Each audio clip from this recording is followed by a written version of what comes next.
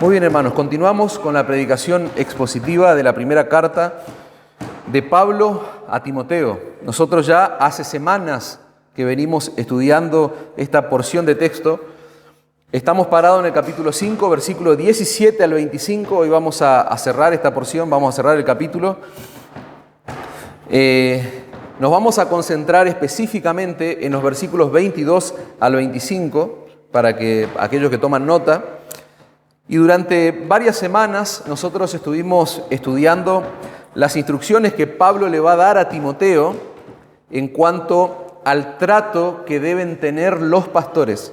Es una porción de texto donde se viene hablando, Pablo lo está instruyendo a Timoteo acerca del trato que él como pastor de la iglesia de Éfeso debía tener hacia los más jóvenes, hacia los ancianos, hacia las viudas, etc. Y en esta extensa porción de texto que estuvimos estudiando, Pablo va a abordar asuntos que tienen que ver con el trato hacia los pastores. Vimos, por ejemplo, al principio del estudio de este pasaje, vimos que las funciones del pastor son gobierno y enseñanza, es lo que destaca Pablo allí en el texto. Después estudiamos una serie de instrucciones que tienen que ver con el salario de los pastores, la remuneración que deben recibir los pastores por su trabajo en la iglesia local. Y lo último que vimos hace 2 semanas, puntualmente, eran principios vinculados a la disciplina que se debe ejercer sobre los pastores que caen en pecado. Vimos que era algo sumamente serio, sumamente delicado, pero necesario para mantener la pureza, la santidad de la iglesia. Decíamos, los pastores no tienen impunidad frente a situaciones de pecado dentro de lo que es una iglesia bíblica, una iglesia sana. Y hoy finalmente vamos a terminar el capítulo viendo principios que tienen que ver con la elección de los pastores. Repito, vamos a abordar el tema de la elección de los pastores. Verdades fundamentales que vamos a encontrar en nuestro texto, en estas instrucciones que está recibiendo este joven pastor llamado Timoteo.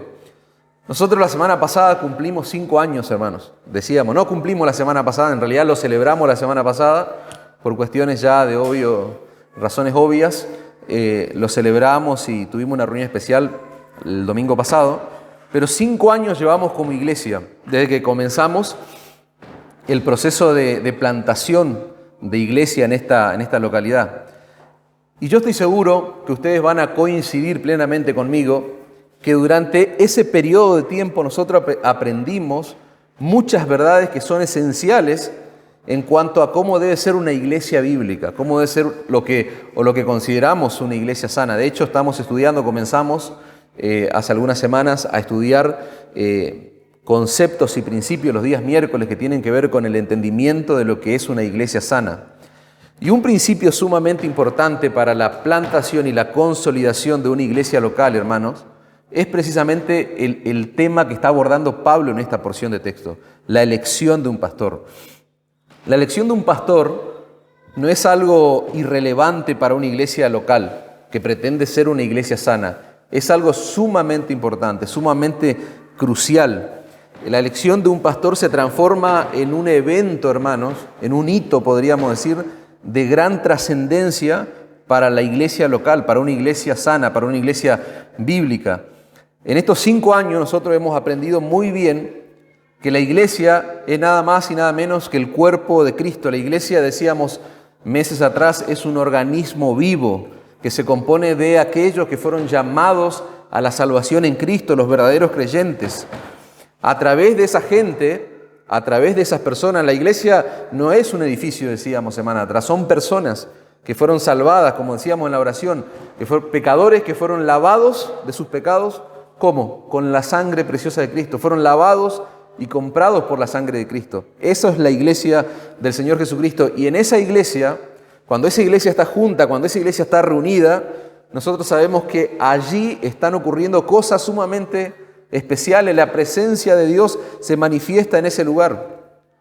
No existe, hermano, repito esto, que ya lo sabemos la gran mayoría, pero lo repito nuevamente, no existe nada en el mundo que sea más importante que la iglesia de Cristo. No existe otra institución sobre la tierra, hermano, que tenga un trabajo tan valioso, tan importante como lo tiene la iglesia del Señor Jesucristo. que es proclamar el glorioso evangelio de la cruz y edificar a los santos, edificar a la iglesia, al cuerpo de Cristo, a los creyentes. Y si el trabajo de la iglesia es tan importante, como lo estamos mencionando, en ese mismo nivel de importancia está el trabajo que realizan los hombres que son llamados al ministerio pastoral. Y eso lo sabemos muy bien porque hemos profundizado esos principios de importancia del ministerio pastoral cuando vimos la función de gobierno, de enseñanza. Pablo claramente está muy preocupado en que se ordenen cosas allí en Éfeso, la iglesia que tenía que pastorear Timoteo. Entonces, por esa razón, nosotros vamos a ver en nuestro texto que Pablo va a mencionar como algo sumamente crucial para el correcto funcionamiento de una iglesia, la elección de los hombres que van a conformar el ministerio pastoral. En el pasaje anterior vimos que Pablo lo instruye acerca de el procedimiento disciplinario que se debe ejercer sobre un pastor que ha caído en pecado. Y ustedes van a ver ahora, cuando leamos el texto, que de una manera muy natural Pablo continúa sobre la misma línea de pensamiento y pone el foco en la elección de los candidatos al ministerio pastoral.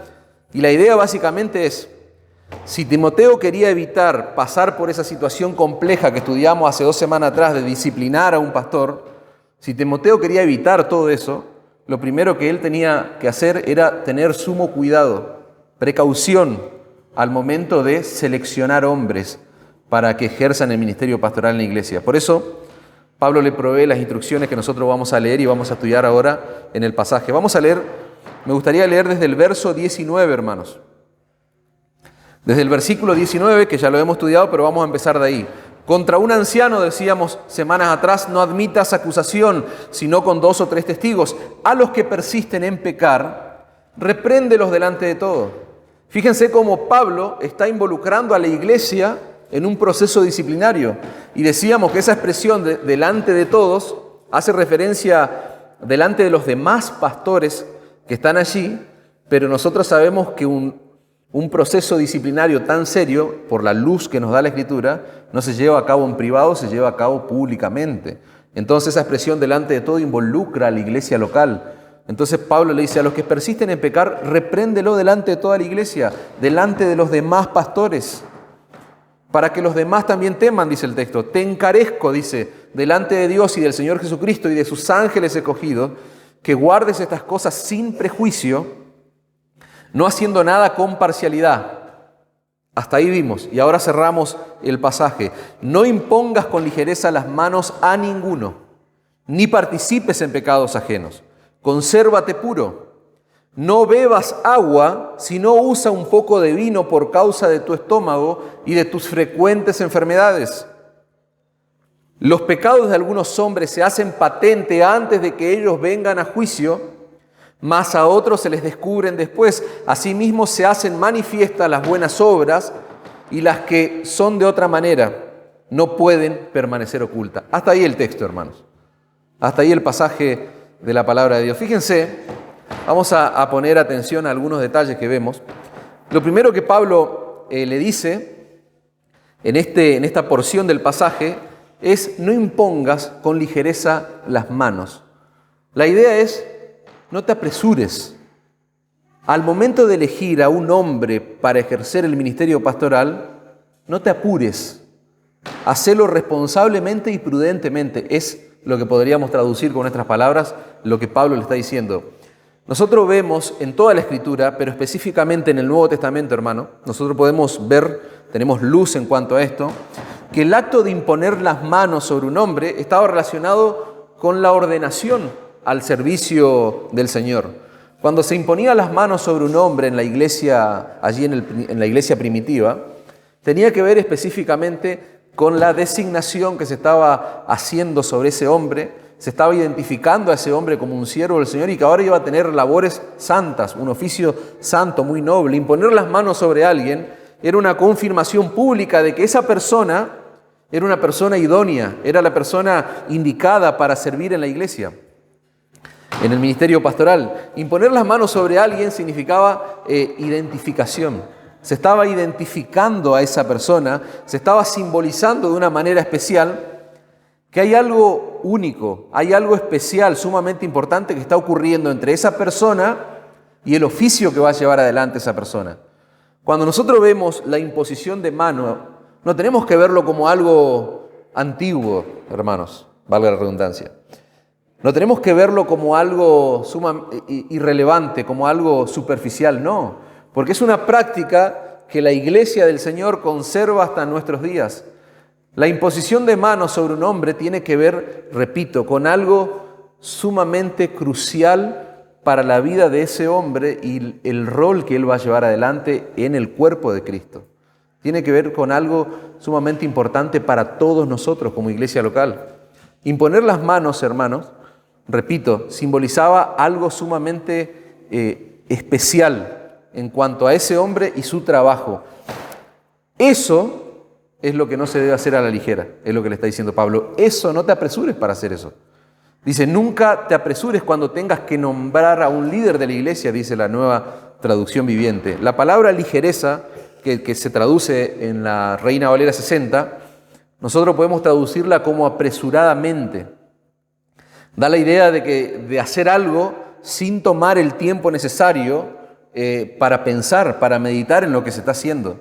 Dice el lenguaje actual, antes de nombrar a alguien para el servicio a Dios, piénsalo bien. Por eso, no impongas con ligereza, está dándonos la idea de hacer algo detrás de un análisis, previamente con meditación, con un trabajo serio, responsable. Y nosotros vamos a ver la Escritura y vamos a ver la elección de los pastores y nos vamos a dar cuenta, hermano, que la elección de un pastor no se hace de manera unilateral, por ejemplo, de parte del pastor que ya está establecido. Es decir, hay un pastor, como es nuestro caso, y el pastor unilateralmente, o sea, él solo elige a otro pastor para conformar esa pluralidad de pastores. No es algo que se hace unilateral, ya sea desde un pastor o de un cuerpo pastoral. No, es algo que está acompañado con el consentimiento, con la aprobación de la iglesia. Esa es la idea y eso es lo que nosotros vemos en toda la Escritura y principalmente en nuestro pasaje. Ahora lo vamos a profundizar. Hay una palabra que me gusta, que es rara, que es sinergia. La sinergia nos habla de una acción conjunta de varios factores para que ocurra algo. Bueno, lo que debe haber en la elección de un pastor, si tuviéramos que decirlo con nuestras palabras, es una acción conjunta entre la iglesia y el cuerpo pastoral, o la iglesia y el pastor. Esa sería la idea. Y si lo quieren ver de una forma muy práctica, la idea sería que ustedes piensen en este momento, algo bien práctico para ilustrar su mente. Ustedes nunca se van a sorprender, hermanos, el día que tengamos que elegir otro pastor. Entonces yo me comprometo públicamente, está filmado acá. Nunca se van a sorprender cuando tengamos que elegir otro pastor. No va a ser un paracaidista, que nadie lo conoce y cayó, ¡pum! Cayó y ahora es pastor de la iglesia local. No, hermanos. Eso es lo que no debería suceder. ¿Por qué? Por esta acción conjunta entre la iglesia y el ministerio pastoral ya establecido. Vamos a ver algunos ejemplos de la Escritura para entender esto que yo les estoy diciendo y que no piensen que es una idea mía, es palabra del Señor. Si nosotros vemos, por ejemplo, en Hechos capítulo 6, vamos a ver cómo la iglesia se involucra en la elección de ciertos hombres que finalmente son aprobados por los apóstoles. Estamos, repito, para que ustedes se ubiquen en tiempo y espacio, estamos remontándonos a Hechos 6, al principio de la iglesia. El Señor Jesucristo había ascendido a los cielos, desciende el Espíritu Santo, los que estaban allí comienzan a hablar en otro idioma, a proclamar el Evangelio en otro idioma. Los apóstoles están allí trabajando incansablemente en la iglesia en Jerusalén. La iglesia está creciendo exponencialmente, mucha gente está conformando, está siendo incorporada a la iglesia del Señor. El Señor está salvando a través del trabajo de los apóstoles. Ese es el contexto. Crece la iglesia, crecen los problemas. Y es lo que pasa en Hechos 6.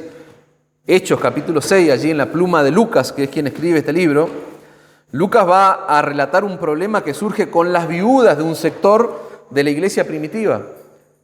Había un grupo de viudas, específicamente las viudas griegas, que estaban siendo desatendidas, dice el texto. Y vamos a leer el pasaje, Hechos capítulo 6, versículo 1 hasta el 6. Vamos a buscar allí y van a ver que es muy interesante la historia que se relata para entender claramente esto de la elección de los líderes o de los pastores. El versículo 1 dice: en aquellos días crecía el número de los discípulos. Dice: hubo murmuración de los griegos contra los hebreos, de que las viudas de aquello eran desatendidas en la distribución diaria.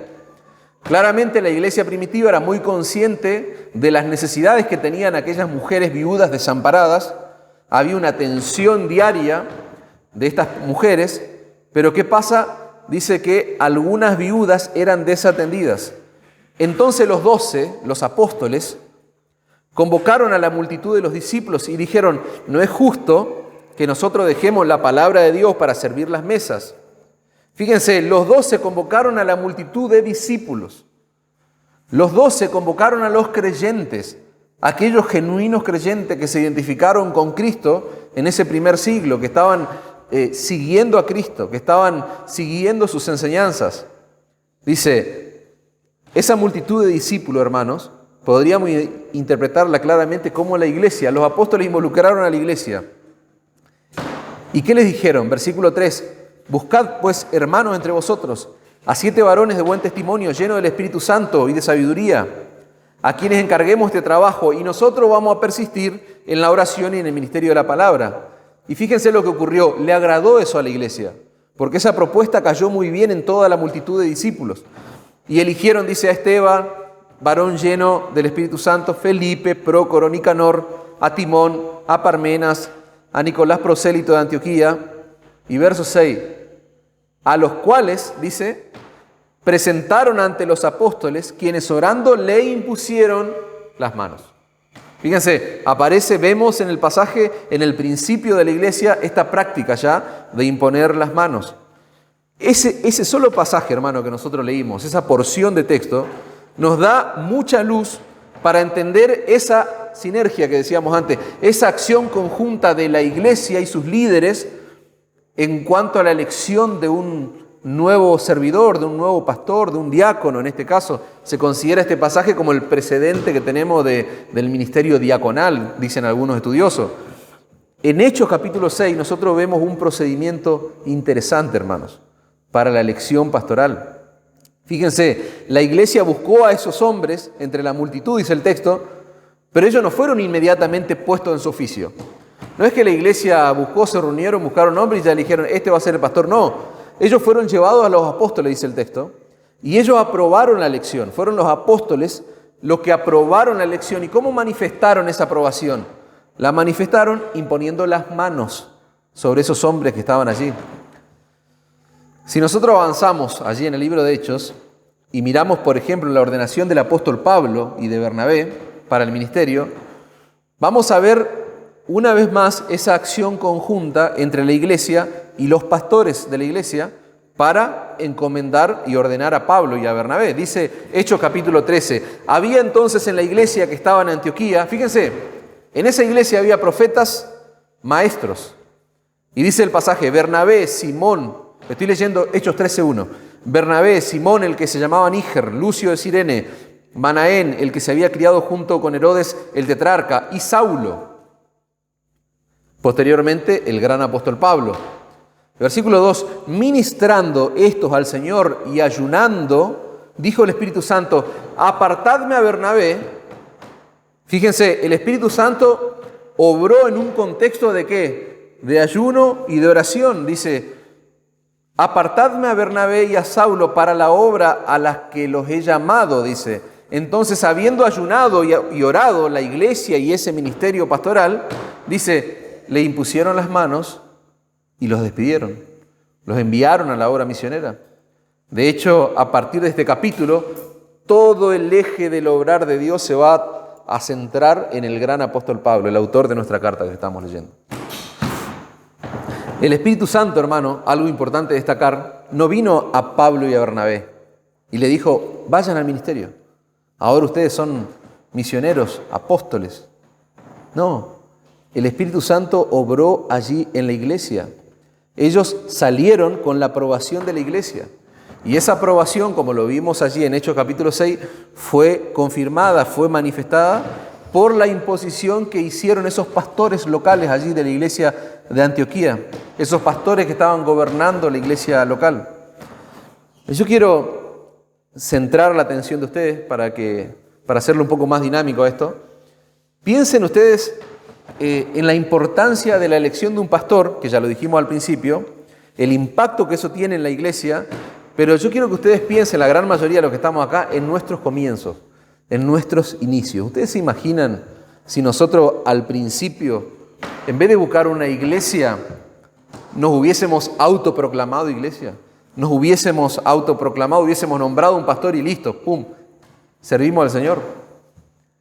Eso no hubiese sido seguir patrones bíblicos.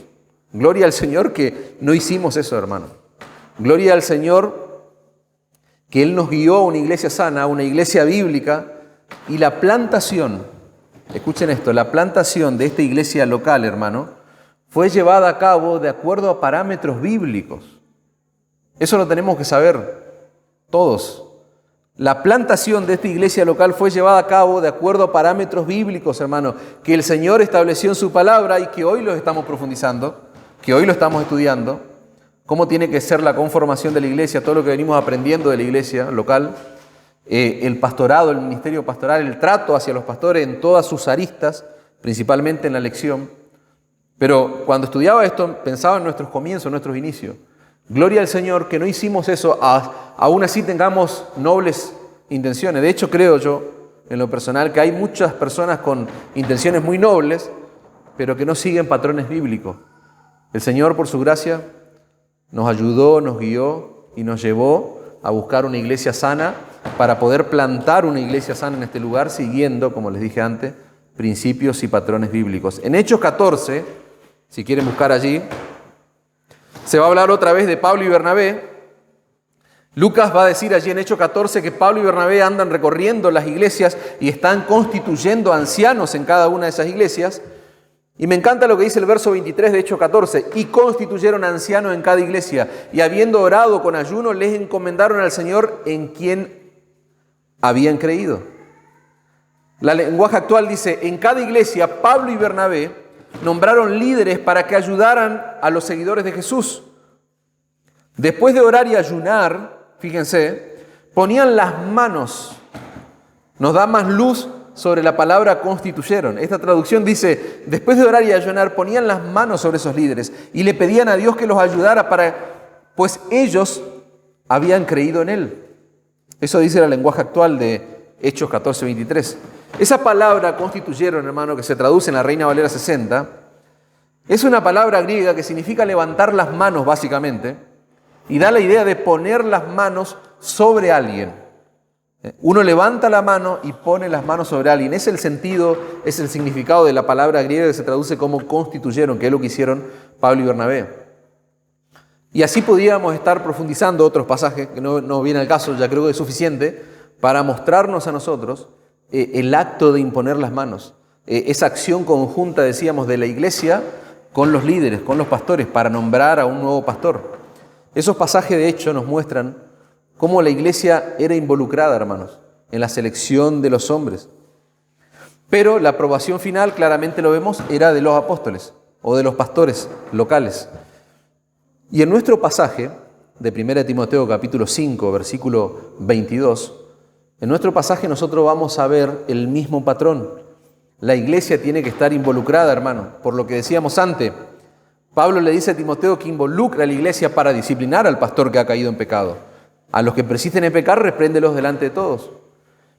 Y sobre esa misma línea de pensamiento, Pablo está reconociendo, hermano, la involucración de la iglesia y la aprobación final que tenía que dar Timoteo, que era el pastor local, al momento de nombrar a un nuevo pastor. Y en ese contexto le dice, no te apures a imponer tus manos sobre los hombres.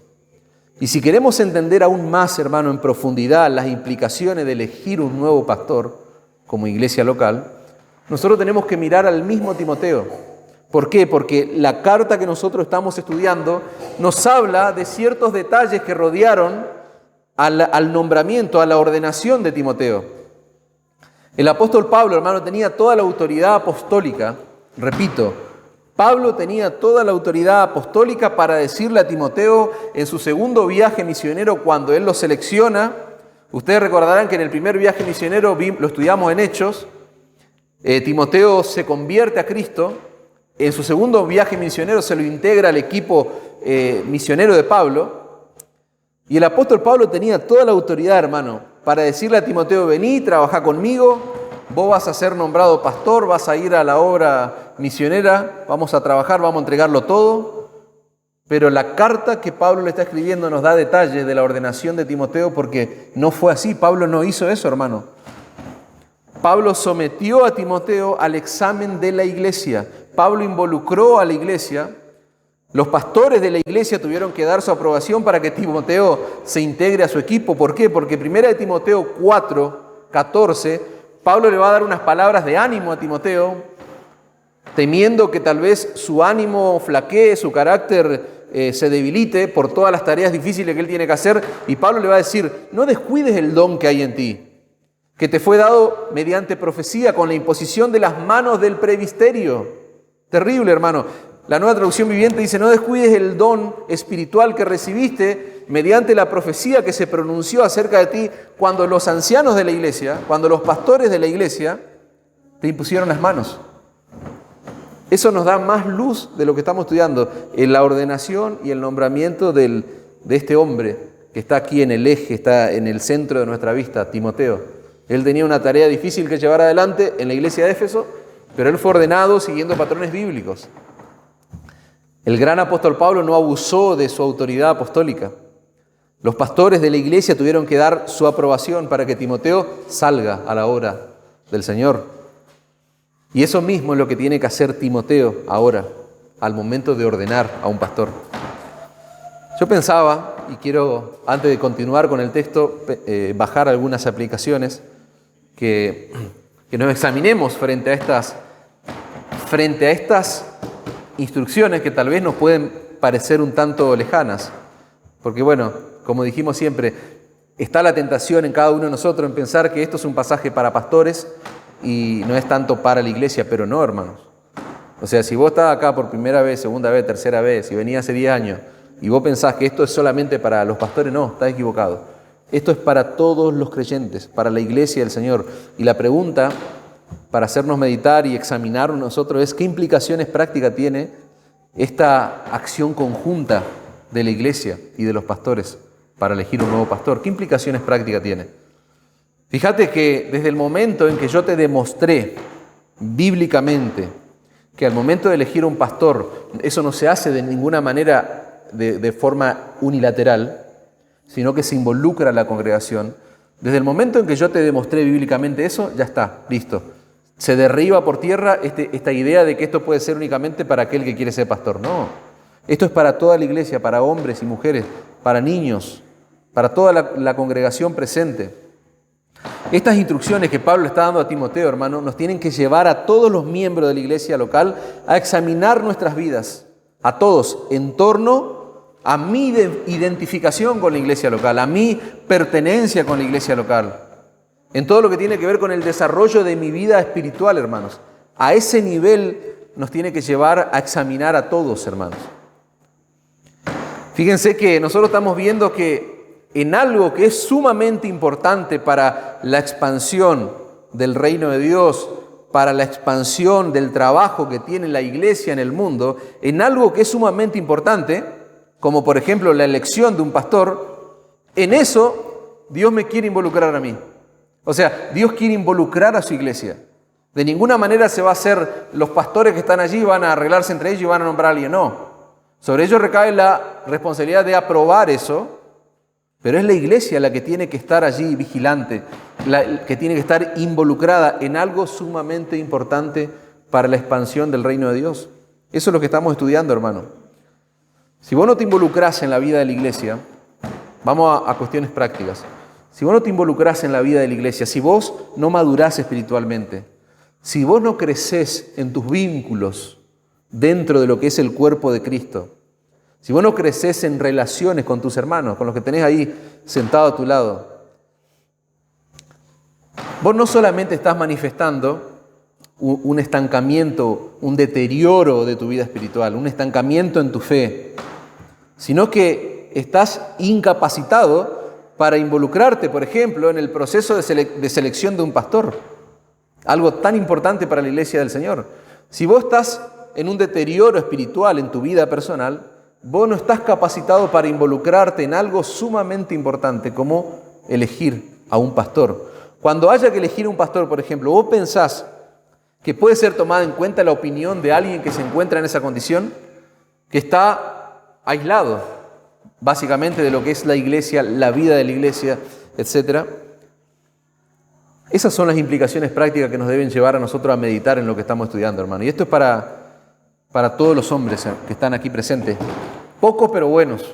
Es una aplicación específicamente para los hombres, hermanos. Pero ustedes, las mujeres, siéntanse también tocadas por esto, ¿no? Pero para los hombres, lo que nosotros estamos aprendiendo del pastorado y de la iglesia del Señor nos demuestra, hermanos varones, que Dios va a llamar a los líderes de una iglesia local del seno mismo de la iglesia.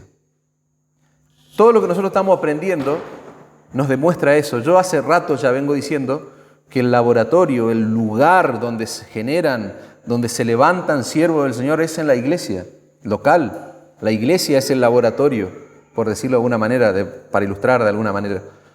Yo les decía antes, los pastores de esta iglesia no van a ser paracaidistas que cayeron de la nada y ahora son pastores. No, hermanos, no es así. Los pastores que esta iglesia necesita están acá sentados, están acá en medio nuestro. Esos son los pastores que esta iglesia necesita. No hay necesidad de traerlo de afuera. No hay necesidad de traer un pastor o hacer un publicado en algún lado, en algún diario y demás. Cada hombre de esta iglesia local tiene la responsabilidad, escuchen esto, hermanos varones, la responsabilidad de luchar para eliminar de su vida todo eso que es un obstáculo para que Dios te use. Cada hombre que está sentado acá en este lugar tiene la gran responsabilidad de eliminar, de sacar de su vida todo eso que es un obstáculo para que Dios lo use, para que Dios lo llame, hermano, a servir, donde sea en el ministerio pastoral, sea en el diaconado, que lo hemos estudiado como los dos oficios principales, o sea donde sea que el Señor determine que vos vas a servir en esta iglesia local.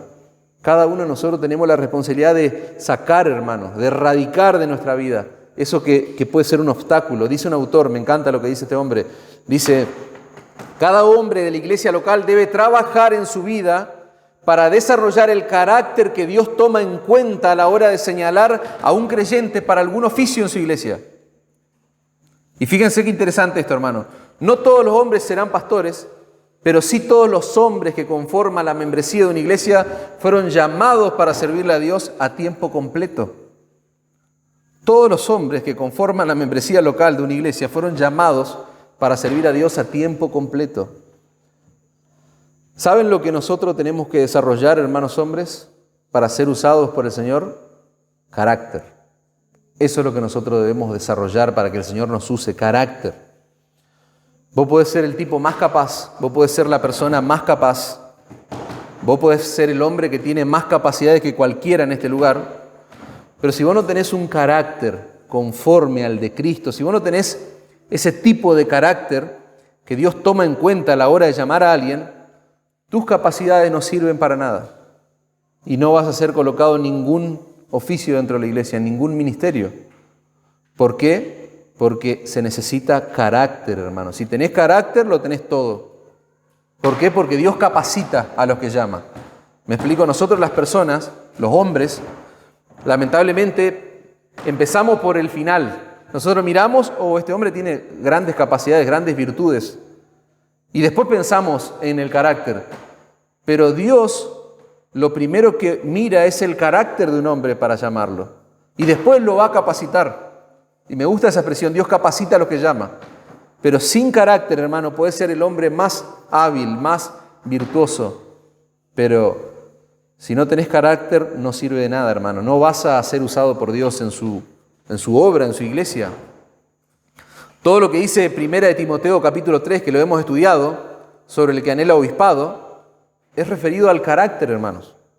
Si vos analizás, no lo vamos a hacer ahora, pues ya lo hemos estudiado, pero analizá, debe ser irreprensible, debe ser esto, debe ser lo otro, vas a ver que todo tiene que ver con carácter. Y nosotros cuando estudiamos el capítulo 3 dijimos que eso no se aplica solo al pastor, por supuesto al pastor con más razón, pero se aplica a todos los hombres de la iglesia, no solo a los pastores. Amén. Bien. Volvamos al versículo 22, no salimos todavía de ahí. Dice, no impongas con ligereza las manos a ninguno, ni participes en pecados ajenos, consérvate puro. Fíjense, otras instrucciones. No participes en pecados ajenos, consérvate puro, dice Pablo. Lo peor que le puede pasar a una iglesia, hermano, es tener hombres en el ministerio pastoral que no fueron llamados por el Señor. Y vos me vas a decir, ¿cómo puede ser eso? Eso pasa, lamentablemente. Eso pasa en muchos lugares. Eso hubiese pasado si nosotros nos hubiésemos autoproclamado iglesia, si hubiésemos nombrado ahí a un pastor, etc. Sin la aprobación de una iglesia local, sin la aprobación de un cuerpo pastoral claramente establecido. Pero lo peor que le puede pasar, repito, a una iglesia es tener en el ministerio pastoral a un hombre que no fue llamado por el Señor, sino que su ministerio pastoral es el fruto de esa ligereza que Timoteo tenía que evitar al momento de elegir un pastor. Hay muchos hombres que conforman el ministerio pastoral y que están ahí precisamente por ligereza al momento de imponer sus manos, al momento de nombrarlos. Apresurarse a nombrar a alguien como pastor puede ser fatal, hermano, dice un autor, para la persona y para la iglesia. Y eso es lo que dice nuestro texto, nuestro pasaje. ¿Por qué? Porque Pablo le dice, no participes en pecados ajenos. La palabra griega, que se traduce como participar, tiene implícito la idea de compañerismo. Lo que Pablo le está diciendo a Timoteo y a toda la iglesia de Éfeso es que no se hagan compañeros, no participes, o sea, no te hagas compañero, no te involucres en pecados ajenos. Y me gusta porque John MacArthur lo explica de una manera muy clara, se los voy a leer, dice, la ordenación debe estar precedida por una profunda investigación, dice, por un examen está hablando, se debe examinar a quién va a ser pastor. Dice, no hacer esto, dice MacArthur, deja a la iglesia propensa a participar en pecados ajenos. La ordenación apresurada sin el examen debido hace de los responsables, tanto del cuerpo pastoral como de la iglesia, hace de los responsables culpables del pecado de ese hombre. El castigo de Dios pudiera venir sobre la iglesia no solo por los pecados del líder, sino por los pecados de los que no hicieron una evaluación correcta de él. Me parece sumamente acertado lo que dice MacArthur. ¿Por qué? Porque es lo que está diciendo la Escritura en nuestro texto. Si Timoteo se apresuraba, hermano, a poner con ligereza sus manos sobre un candidato y resulta que más tarde esa persona termina siendo un falso maestro, como pasaba, por ejemplo, allí en la iglesia de Éfeso, o termina cayendo en alguna inmoralidad, o termina cayendo en cualquier otro pecado que lo descalifique como pastor, dice el texto que Timoteo iba a ser partícipe del pecado de ese supuesto pastor. Por eso dice, no participes en pecados ajenos, consérvate puro. Si Timoteo evitaba poner a un falso maestro, por ejemplo, que era lo que abundaba allí en medio de esa iglesia, si él evitaba poner a un falso maestro en el liderazgo de la iglesia, él se iba a conservar puro, dice el texto, y no iba a participar en pecados ajenos. Esa es la idea, de conservarse puro. De ahí pudiéramos sacar un montón de aplicaciones que serían agregar cosas a lo que el texto está diciendo, pero por el contexto del pasaje, nosotros vemos que la forma en que él se iba a conservar puro era precisamente evitar poner a falsos pastores, a falsos maestros allí en el ministerio pastoral. Y fíjense cómo Pablo, después de esa instrucción que tiene que ver con lo ministerial, no te apresures, no impongas con ligereza las manos, no participes en pecados ajenos, consérvate puro. Todo eso, instrucciones ministeriales. ¿No te resulta raro cuando leíste el texto que ahora salta Pablo con el consumo de vino? Fíjense, es como que pareciera que está como fuera de contexto. Después de darle esas instrucciones ministeriales, Pablo lo que hace es enfocarse en Timoteo puntualmente, pero en otra parte de la vida de Timoteo. Fíjense que está hablando de su ministerio, de la tarea que él debe llevar adelante, no participar de pecados de otros hombres, conservarse puro, íntegro en lo espiritual, en lo ministerial, pero ahora él se enfoca en un aspecto personal, en su salud, en la salud de Timoteo. Fíjense que él ahora se enfoca en la persona de Timoteo puntualmente. Después de decirle que se conserve puro, le dice lo siguiente, el versículo 23. Ya no bebas agua, sino usa de un poco de vino por causa de tu estómago y de tus frecuentes enfermedades. Puedes decir, ¿qué tiene que ver esto con todo lo que venimos estudiando? O sea, ¿qué lugar ocupa? Pero Pablo claramente estaba muy preocupado también por la salud de este hombre, de este joven pastor, que en realidad, si lo miramos cronológicamente, de joven no tenía mucho porque tenía más de 40 años, pero en realidad los que estamos ahí rondando esa edad somos jóvenes, ¿no? Nos sentimos jóvenes. Bien, no nos vayamos del tema. Pablo estaba sumamente preocupado por Timoteo, aún en ese aspecto de su vida personal. Escuchen esto, hermano. Timoteo, algunos autores dicen que era un abstemio, se le llama absoluto. Él se abstenía. De hecho, muchos lo acusaban, sus detractores, lo acusaban a Timoteo de estar allí, de ser como muy devoto de ciertas cuestiones que tienen que ver con el legalismo y el hecho de prohibirse él a sí mismo cosas, de imponerse cosas que están por encima de la ley, y eso es lo que pasaba en el contexto. Timoteo había tomado la determinación de no consumir ningún tipo de bebida fermentada, por ejemplo. ¿Por qué? Porque él no quería que el hecho de consumir vino o de beber alguna bebida fermentada, eso le afecte en su ministerio, en su testimonio. Él había decidido voluntariamente consumir agua solamente. Esa era la determinación que él tomó. Él no quería ser acusado de ser un bebedor excesivo. De hecho, en el capítulo 3 nosotros vemos que el pastor no debe ser dado al vino. Cuando habla allí del diácono dice, no dado al mucho vino. Entonces, claramente, había una preocupación en Timoteo por su testimonio y había una preocupación de Pablo por su salud. ¿Por qué? Porque por encima de su salud, a expensa de su salud, Timoteo se había autoimpuesto ciertos principios, ciertos tipos de conducta. Y por lo que dice nuestro texto, hermano, nosotros vemos que Timoteo era un hombre débil en cuanto a su salud, físicamente, era un hombre enfermizo. Y Pablo aprovecha esta serie de instrucciones que él le viene dando para exhortarlo, para mostrarle preocupación en un área que tenía que ver con su salud. Y le aconseja a Timoteo que no beba agua únicamente, sino que utilizara, dice, un poco de vino, dice el texto, por causa de su estómago y sus frecuentes enfermedades, dice.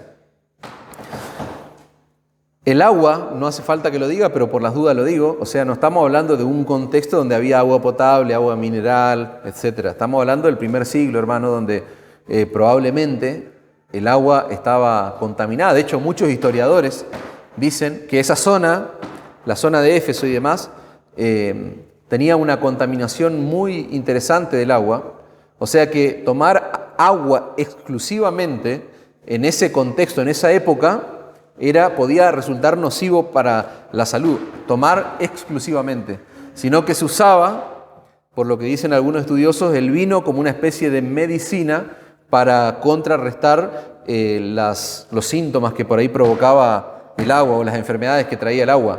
Dice un autor, William Hendrickson, dice, con el fin de ayudar a Timoteo a vencer sus problemas estomacales y otras enfermedades colaterales que parecen haberlo estado afectando con frecuencia y en forma grave, Pablo le aconseja que deje de ser un bebedor de agua de forma exclusiva. Pablo está hablando del vino como medicina, no bebida, dice Hendrickson, un comentarista. Y eso es muy interesante, hermano, porque Pablo no le está diciendo a Timoteo que él como pastor, para ser un pastor cool, un pastor cercano a la gente, cercano a los hombres de la iglesia, él tenía que beber vino. No es esa la idea. Pablo no está diciendo que él tenía que consumir vino, que no sea tan amargo. Si la gran mayoría de los hombres toman, arrimale vos también un vasito, un traguito. No, ese es el pensamiento, hermano. Pablo solamente le está haciendo una sugerencia de que beba vino como medicina. El foco está puesto en una cuestión de salud medicinal, no en una cuestión social, como se consume el vino en nuestros días. De hecho, hermano, en nuestros días tenemos un sinfín de medicinas para contrarrestar los problemas estomacales, etc. Medicinas mucho más baratas que un vino. ¿Por qué? Porque la pureza que tenía el vino en esa época, ese tipo de vino del cual se está hablando, no vamos a entrar en el detalle porque hay 3 tipos de vino que se mencionan en la Escritura, pero todos tienen que ver con la fermentación. Bueno, pero la pureza que tenía el tipo de vino en esa época, en nuestros días, un vino así, les puedo asegurar que sale mucho dinero. Y si hay alguien en el medio nuestro que sabe algo de vino, sabe que no estoy mintiendo. Un vino semejante, si nosotros lo quisiéramos equiparar a la pureza del vino de ese momento, tendríamos que invertir mucho dinero. O sea, sería más fácil ir y comprar una medicina o ir al médico y que trate nuestro problema estomacal. De hecho, esto que le voy a decir ahora, que es una cuestión práctica, va para todos, especialmente para los hombres. Estamos hablando del ministerio pastoral. Esto no es palabra de Dios, permítanme aclararlo. Siempre decimos, venimos a escuchar la palabra de Dios, no opiniones de hombre, pero permítanme hacer una derivación. Así como Pablo venía hablando del ministerio, ahora trata un tema de salud sin ser médico, pero permítanme darle como una apreciación personal. Repito, no es palabra de Dios, es una sugerencia mía. Yo en lo personal creo que aquellos que son llamados al ministerio pastoral deben ir hacia una conducta nula en cuanto al consumo de bebidas alcohólicas o al consumo de bebidas fermentadas. Deben ir, digo. Es probable que un hombre tenga como un acto social, ¿no es cierto?, como la gran mayoría, pero creo que es sumamente prudente que un hombre vaya hacia, y no va a sufrir los problemas que sufrió Timoteo, de problemas estomacales en esa época, pero cuanto más abstemio podamos ser los hombres que estamos sirviendo en el ministerio pastoral, mucho mejor. En ninguna parte de la Escritura, hermanos, se habla del consumo de bebida fermentada como algo virtuoso. O sea, en ninguna parte de la palabra de Dios vas a ver que se habla del vino como algo bárbaro. Dale para adelante. No, son todos pasajes de precaución, de advertencia, de peligro, siempre que vas a encontrar el consumo de vino en la Escritura. Por lo cual, por eso creo que un hombre de Dios, un siervo del Señor, debería ir hacia una conducta nula en cuanto al consumo. Es una opinión personal, nada más. En este pasaje, repito, se sugiere como algo medicinal. Y si es algo medicinal, o sea, yo no ando compartiendo mis medicinas o mis medicamentos con otra gente, ¿no es cierto? No es una cuestión social compartir medicina. Pero bueno, repito, es una sugerencia personal, no es palabra de Dios, y ahí cerramos la opinión del pastor. Y ahora sí, voy a lo que dice la palabra de Dios. En ninguna parte de la Biblia, hermano, dice que el pastor no debe beber bebidas fermentadas. Repito, eso sí es bíblico. En ninguna parte de la Escritura se encuentra una prohibición explícita en cuanto al consumo de bebidas fermentadas. La Biblia dice que el pastor, al igual que cualquier otro miembro de la iglesia, no debe emborracharse.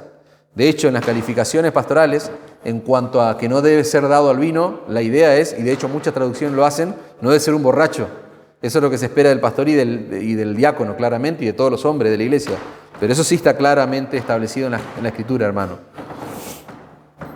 Por último, vayamos avanzando.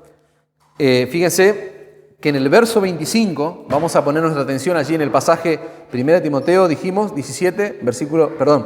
capítulo 5, versículo 25. Fíjense que Pablo sale del foco de la persona de Timoteo, de darle estas instrucciones en cuanto a su salud y demás, vuelve al tema central, que es la elección de los pastores, y le dice a Timoteo que la elección debe ser hecha en el contexto de una cuidadosa evaluación que se debe hacer del hombre. Se debe evaluar cuidadosamente si ese hombre es idóneo para el ministerio pastoral. Esa es la idea. Fíjense que dice el verso 24, los pecados de algunos hombres se hacen patentes antes de que ellos vengan a juicio, mas a otros se les descubren después. O sea, es necesario un examen, una investigación, un escrutinio, dicen otras traducciones. ¿Por qué? Porque los pecados de algunos hombres se hacen patentes, dice, antes de que se haga ese escrutinio, antes de que se haga ese juicio, esa investigación, esa validación. Más los otros se descubren después. Asimismo se hacen manifiestas, dice, las buenas obras, y las que son de otra manera no pueden permanecer ocultas. Dice claramente allí el pasaje. Repito lo que dije antes, hermano, acerca de la importancia que esto tiene para la iglesia. Si la elección de un pastor es algo tan serio, si es algo tan trascendental para la iglesia, lo que decíamos antes en la aplicación anterior, o sea, está claro que si vamos a nombrar un pastor, tiene que hacerse o tiene que darse todo ese procedimiento en el contexto de un cuidadoso examen de la vida personal de ese hombre, de la vida personal del candidato. Pablo dice, fíjense que el texto es claro, dice que hay algunos hombres donde es visible la incapacidad para el ministerio pastoral. O sea, sería ridículo pensar en algunas personas que pueden ser candidatos para el ministerio pastoral, lo que está diciendo Pablo. Dice, los pecados de algunos hombres se hacen patentes antes que ellos vengan a juicio, dice el texto de la Reina Valera. La Nueva Traducción Viviente dice, recuerda que los pecados de algunos individuos son evidentes y los llevan a un juicio inevitable. O sea, Pablo está advirtiéndole de que hay hombres que ni siquiera hay que pensar en ellos para el ministerio pastoral. Y tiene que ver un poco con lo que decíamos antes, tal vez en esa aplicación que decíamos, el estancamiento espiritual, la falta de crecimiento, de madurez en su vida espiritual, en sus relaciones, en sus vínculos, en su conducta, etc. Y eso tiene serias implicaciones en cuanto a lo funcional, a la identificación con la iglesia. Claramente, un hombre así no califica para pastor. Pero después hay otros hombres, dice Pablo, que tienen pecados evidentes, que son hombres que sus pecados hablan por sí solos en la vida de ellos. Esos hombres, dice, esos pecados se hacen patentes antes de que vengan a juicio. Pero por lo que dice nuestro pasaje, no siempre es así. ¿Por qué? Porque hay ocasiones donde los hombres que son candidatos parecen ser personas idóneas para el ministerio, pero resulta que tienen pecados ocultos que nadie conoce. ¿Por qué? Por eso Pablo dice, recuerda que los pecados de algunos individuos son evidentes y los llevan a un juicio inevitable. Estoy leyendo la Nueva Traducción Viviente. Eso está hablando de lo que dijimos, lo que es claro, lo que es visible. Este tipo no califica para el ministerio. ¿Por qué? Porque es evidente su pecado en su vida. Pero fíjense, pero los pecados de otros se revelarán después, dice la Nueva Traducción Viviente. Los pecados de otros se revelarán después. Mas a otros se les descubren, dice, los pecados después. ¿Después de qué? Después de un juicio, después de un examen, después de una validación de sus condiciones, ¿no es cierto?, de su vida personal. Cuando se comienza a indagar, hermano, y a hurgar en la vida de algunos hombres, muchas veces los pecados comienzan a manifestarse cuando se comienza a indagar. Tal vez vos lo ves y 10 puntos, es una persona que le falta ser nomás pastor, falta que le impongan las manos. Pero cuando uno comienza a investigar y a escarbar, uno se encuentra lamentablemente a veces con pecados ocultos, con serios pecados. Cuando se comienza a indagar a través de la familia, en la esposa, en los hijos, en los mismos miembros de la iglesia. Eso es algo que tal vez no ocurre en una iglesia pequeña como esta, pero extrapolen esto a una iglesia mayor, donde son muchísimos los miembros y demás, o esas conocidas megas iglesias. Por eso es importante, no importa el tamaño de la iglesia, hay que indagar en la vida de los hombres que van a ser candidatos, hay que someter a prueba, a escrutinio su vida. ¿Por qué? Porque a veces no encontrás pecado, encontrás otro tipo de conductas o comportamientos y tal vez no es el momento. No es un no rotundo, pero no es el momento de que la persona pueda ejercer. Y por otro lado, hermano, fíjense que Timoteo no tenía que ver esto como algo imposible. ¿Por qué? Porque me encanta cómo Pablo hace un equilibrio. Pablo es claro, es rotundo, es determinante en sus instrucciones.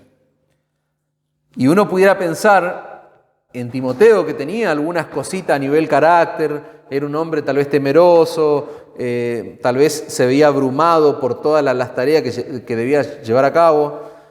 Entonces Pablo lo que va a hacer es un equilibrio perfecto.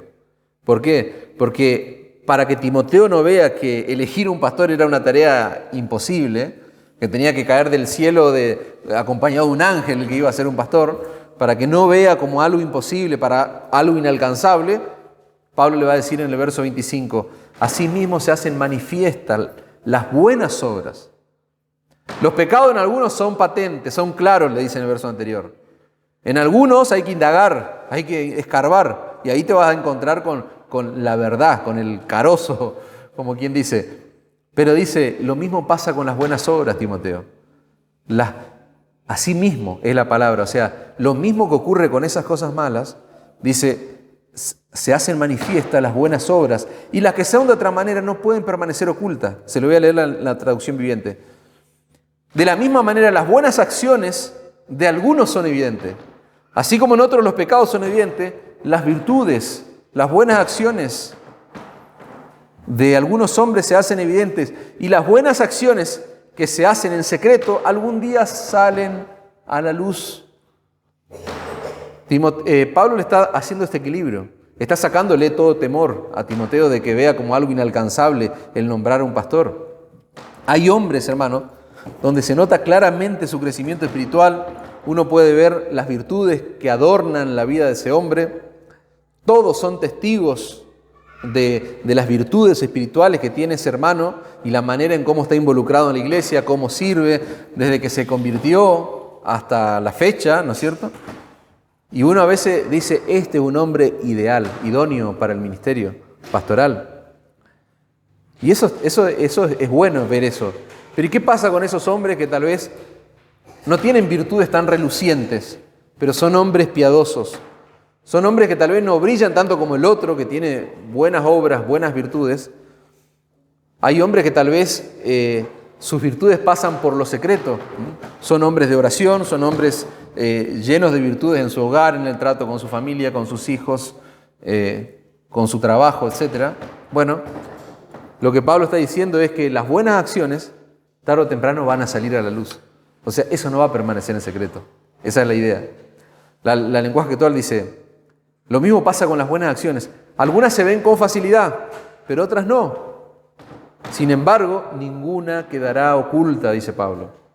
Ninguna quedará oculta.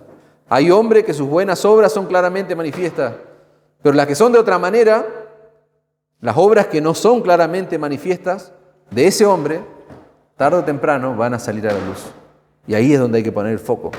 Esos son los hombres que son idóneos para el ministerio. Y tengo una aplicación final, hermanos, ya antes de pasar a la conclusión.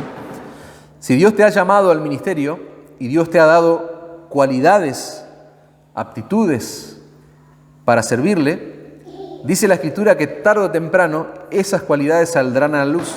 Tarde o temprano Dios va a manifestar que esos hombres poseen el carácter, no capacidades, el carácter, y ahora sí, y la capacidad para ser diácono, para ser pastor o para hacer cualquier otra labor dentro de la iglesia. Pero repito, tarde o temprano esas buenas obras, dice la Escritura, que van a manifestar el carácter de ese hombre. Eso es lo que dice esta aplicación. Por eso decíamos antes, Dios capacita a los que llama. Lo primero es el carácter, hermano. Y ya para cerrar, quisiera terminar la predicación de hoy, el capítulo que estamos cerrando, con algunas consideraciones finales ya. Dios, hermanos, le da suma importancia a todos los detalles que tienen que ver con su iglesia, desde el más pequeño hasta el más importante, como puede ser la elección de un hombre para ejercer el ministerio pastoral. Hay un texto que a mí me impactó sobremanera cuando lo estudiamos y está en esta carta, y es en el capítulo 3, versículo 14 en adelante. Yo se los animo ahí, den una vuelta para atrás y lo van a encontrar. En el capítulo 3, versículo 14,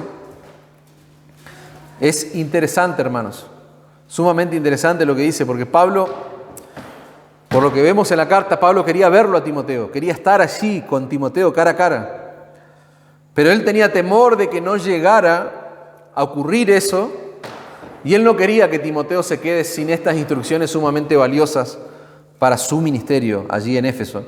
Entonces en el capítulo 3 le va a dar el estímulo de los estímulos, digamos. Lo va a fortalecer y le va a decir el lugar donde él está. Dice, te escribo, aunque tengo la esperanza de ir a verte pronto, versículo 14, dice, para que si tardo, sepas cómo debes conducirte, dice, en la casa de Dios, que es la iglesia del Dios viviente, columna y baluarte de la verdad. Terribles palabras, hermanos. Timoteo era plenamente consciente del lugar donde él estaba. Y nosotros tenemos que ser plenamente conscientes, hermanos, del lugar donde Dios nos ha puesto. Si vos sos un verdadero creyente, que te arrepentiste de tus pecados, que clamaste a Cristo por misericordia y perdón, dice la Escritura, que vos sos parte fundamental del cuerpo de Cristo. ¿Por qué? Porque fuiste introducido a la iglesia del Señor. Y la iglesia del Señor, la iglesia, las personas en su conjunto, reunidas, juntas en este lugar, dice la Escritura que son nada más y nada menos que la iglesia del Dios viviente. Ese Dios que pelea por nosotros, decíamos cuando estudiamos este texto. Nosotros estamos tranquilos, ese Dios que va delante de nosotros. Columna y baluarte de la verdad, dice la palabra, que es esa iglesia. Nosotros dijimos ya, y lo vimos hace 2 semanas, que le estamos dando una clase especial a los ángeles como iglesia de Cristo de la sabiduría de Dios, de la gracia de Dios, de lo que Dios está haciendo en una iglesia conformada por hombres débiles, mujeres débiles, hombres pecadores como nosotros.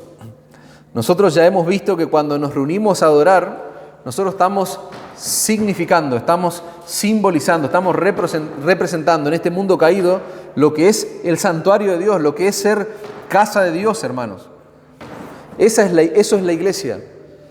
La iglesia, en la iglesia de Cristo se manifiesta a Dios, decíamos, de una forma especial, de una manera única. ¿Cuándo? Cuando la iglesia adora el nombre del Señor, cuando la iglesia proclama la palabra de Dios. Por esa razón, hermanos, y por todo lo que hemos visto hoy especialmente en cuanto a este tema puntual, nosotros debemos tener cuidado con la manera en que nosotros manejamos los asuntos de la iglesia, todo lo que tenga que ver con la iglesia local. ¿Por qué? Porque es el santuario del Dios viviente. Desde lo más pequeño hasta lo más simple, de lo que sea que hagamos, o sea, estamos tratando con algo sagrado, hermanos. Esa es la idea.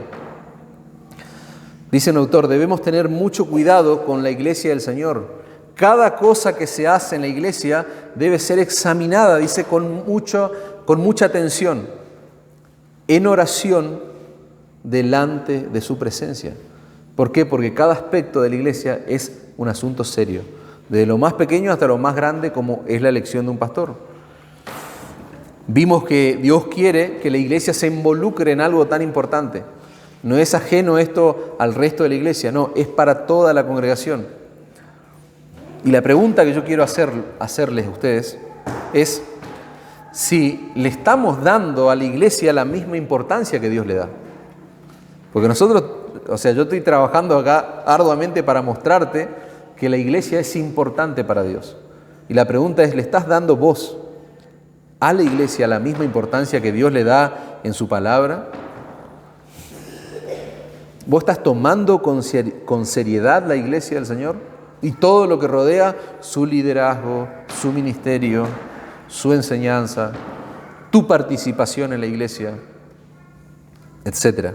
Venir al culto, por ejemplo, a la iglesia, servir al Señor con tus dones, los dones que Él te otorgó, trabajar en tu carácter, en tu crecimiento espiritual, en tu madurez espiritual. Decíamos, tenemos que abolir los hombres y todos esos que son obstáculos en nuestra vida, que impidan que Dios nos llame a servirle en su obra. Todos esos aspectos, cuestiones prácticas. La iglesia, hermano, está llamada por el Señor a llevar adelante, dijimos, la proclamación del glorioso evangelio de la cruz. La iglesia está llamada para edificar a los creyentes, a aquellos que fueron lavados y comprados por Cristo. Y Pablo cierra ese capítulo 3, yo quiero leerles, dijimos, la iglesia es la iglesia del Dios viviente, columna y baluarte de la verdad, y termina allí diciendo, indiscutiblemente grande es el misterio de la piedad. La Nueva Traducción Viviente dice, el gran sin duda alguna, el gran misterio de nuestra fe es el siguiente. ¿Cuál es el misterio de la piedad, hermano? Que está a cargo de la iglesia, de esa iglesia que es columna y baluarte de la verdad. Cristo fue revelado en un cuerpo humano, dice. Estoy leyendo Nueva Traducción Viviente. Esa iglesia que Dios va a venir a buscar, esa iglesia que es columna y baluarte de la verdad, resguarda, protege y proclama un mensaje que anuncia que Dios mismo bajó del cielo a este mundo caído en la persona de Cristo, en la persona de su Hijo. Dice, ese es el gran misterio de nuestra fe, que está a cargo de la iglesia, que la iglesia debe proclamar. Dice, fue revelado en un cuerpo humano, fue vindicado en el Espíritu, dice. Fue visto por los ángeles, anunciado a las naciones, fue creído en el mundo y llevado al cielo en gloria. El glorioso mensaje del Evangelio, hermano, contenido allí en un versículo, en una simple oración, pero tan profunda como esta. La iglesia, hermano, es gloriosa, es importante. ¿Por qué? Porque Dios ha determinado que a través de su iglesia, que a través de la proclamación del mensaje del Evangelio, los pecadores vengan al arrepentimiento.